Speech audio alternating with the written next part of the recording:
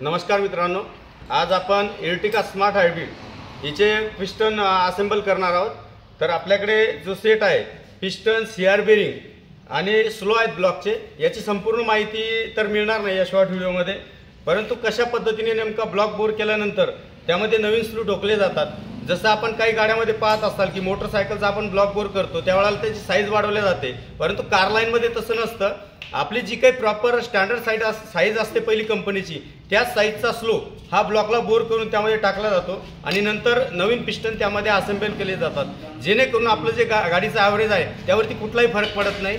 आणि मी आता जे काही असेंबल करणार आहे, नवीन पिस्टन बोलवलेले आहेत, त्यानंतर लॉक आहेत, त्यानंतर मधला बुश आहे कनेक्टिंग बुश आणि सीआर बेरिंग आहे। तर एवढे आयटम आपण या गाडीचे बदलणार आहोत। ब्लॉक साईज चांगली असल्यामुळं आपण स्लो मारायचं कॅन्सल केलं आहे। जवळपास 9,000 रुपये खर्च हा स्लोला येतो, त्यामुळं स्लो आपण कॅन्सल करून फक्त पिस्टन रिंग या गाडीला असेंबल करणार आहोत। तर या ठिकाणी प्रत्येक पार्टचं एक महत्त्व असतं।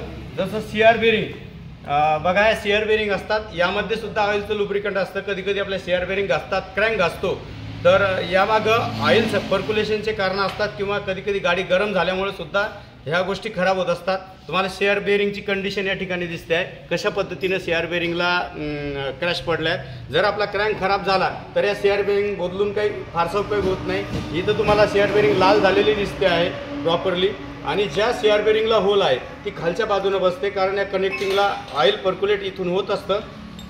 तर ही होती शॉर्टकट माहिती। व्हिडिओ कसा वाटला कमेंट करून अवश्य सांगा, आणि आणखी काही माहिती राहिली असेल नक्की आपण पुढच्या व्हिडिओमध्ये घेऊ। मित्रांनो, हा आहे ब्लॉक, आणि या ब्लॉकची साईज जर वाढली असेल तर याला नवीन बोर करून या ठिकाणी हा स्लो मारला जातो गाडीमध्ये, जेणेकरून आपली जी प्रॉपर स्टँडर्ड साईज आहे गाडीची पिस्टनची तीच ठेवल्या जाते आणि आपल्या गाडीवर कुठलाही ॲव्हरेजचा फरक पडत नाही। ही होती थोडक्यात माहिती। धन्यवाद।